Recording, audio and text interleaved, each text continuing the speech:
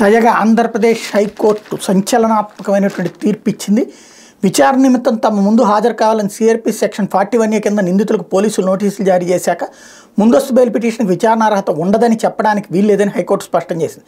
41A notice ఇచ్చిన arrest ఆందోళన ఉంటుందని, ఇలాంటి పరిస్థితుల్లో ముందస్తు బెయిల్ కోసం దాఖలు చేసిన పిటిషన్లను విచారించకుండా న్యాయస్థానాలు తోసిపుచ్చడానికి వీల్లేదని కర్ణాటక హైకోర్టు రామప్ప కేసులో తీర్పిచ్చిన విషయాన్ని గుర్తు చేసింది.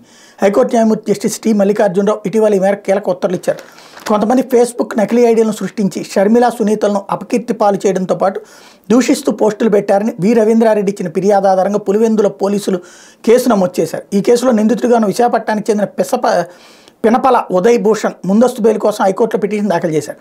ఏసీపీ వాదనలు వినిపిస్తూ విచారణ నిమిత్తం హాజరు కావాలని పిటిషనర్కు 41A నోటీసు ఇచ్చామన్నారు. ఈ నేపథ్యంలో ముందస్తు బెయిల్ మంజూరు చేయాల్సిన అవసరం లేదన్నారు. పిటిషనర్ తరపు న్యాయవాది ఉమేష్ చంద్ర వాదనలు వినిపిస్తూ విశాఖపట్నంలో ఉన్న పిటిషనర్లను పోలీసులు 41A నోటీసు ఇచ్చే అవకాశం ఉన్నా వేధించాలనే ఉద్దేశంతో పులివెందులు ఠాణాకు తీసుకెళ్లి అక్కడ నిర్బంధించారన్నారు. ఫిర్యాదుదారు వి రవీంద్రారెడ్డి పిటిషనర్ను హతమారుస్తామని ఠాణాలో బెదిరించారన్నారు. ఈ నేపథ్యంలో పిటిషనర్ పులివెందుల ఠాణాకు వెళ్లి దర్యాప్తు అధికారి ముందు హాజరు కాలేరన్నారు. 41A నోటీసులు ఇచ్చినప్పటికీ అరెస్టు గురించి ఆందోళన ఉందన్నారు.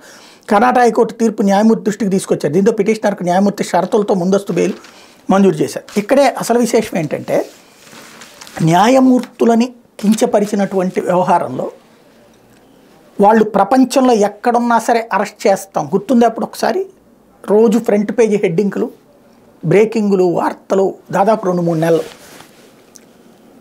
అరెస్ట్ చేసి జైల్లో కూడా పెట్టారు. అది కూడా సోషల్ మీడియాలో పోస్టులే. న్యాయమూర్తులు కించపరచడం ఖచ్చితంగా తప్పు. అట్లాగే ఒక మహిళలని షర్మిల, సునీతల మీద చాలా డెరగేటరీ కామెంట్స్, వర్రారవి అతనే చేశాడని అందరూ అనుకున్నారు. తీరా చూస్తే తేల్చింది ఏంటి? విశాఖపట్నానికి సంబంధించిన తండ్రి కొడుకులు నీచాతి నీచంగా దిగజారిపోయినటువంటి పోస్టులు పెట్టారు.